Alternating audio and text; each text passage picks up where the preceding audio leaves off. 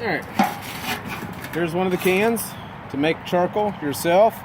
And you're going to take your wood, you're going to cut it in pieces that are going to fit tight into the can. You want the lid to fit down all the way so you don't let any oxygen into the can while it's cooking in the fire. These are pretty nice pieces. These will make some nice hardwood charcoal pieces. They'll be great to cook with. We have another can over in the trash can. Over here, this is the size of wood that I cut the other day to put into the other can, and that's what I have in the other can, pieces about that size. That's going to make some really nice hardwood charcoal.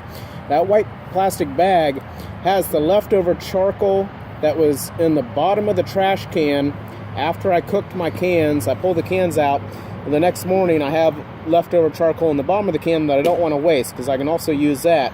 I can crush that down into powder, add a mixture of water and flour to it, and then compress it through PVC pipes, then push it out and let it dry in the sun, and it's just as good to burn as natural wood charcoal. Over here, what we have is our trash can going, and the operation's going good. It's burning clean. If you can see that flame coming up out of the center of the can, that's what you want to look for. It takes about 30 minutes to get that going.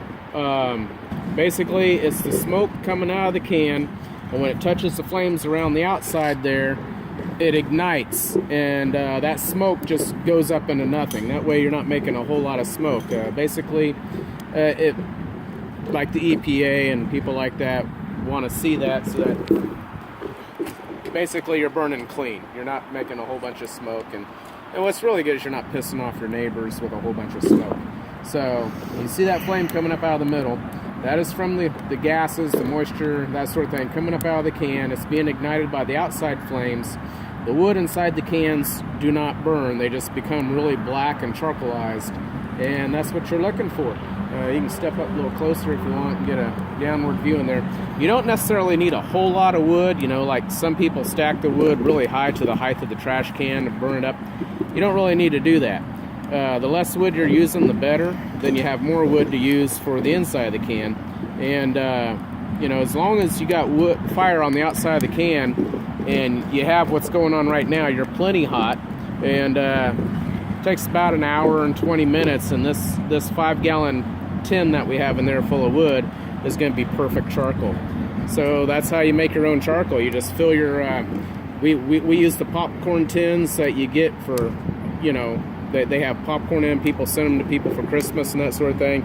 We take those, actually we bought ours at garage sales for like 50 cents a piece. We fill it with our chopped up wood, and that's what we use to make our charcoal with. By the way, you want to make about a 1/2 inch hole in the top of that can, and that allows the gas to escape.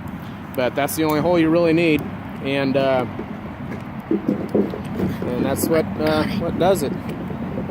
So it looks great. It looks like everything's coming along great.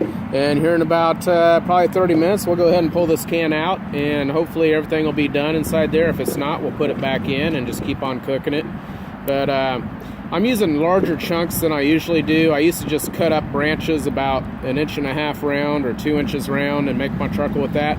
But the problem I found with that is when I'm storing it long term, the weight of the container that I have my finished charcoal in, it ends up crumbling up into dust at the bottom. So I'm trying with bigger pieces this time. Hopefully that'll keep it more intact over long-term storage.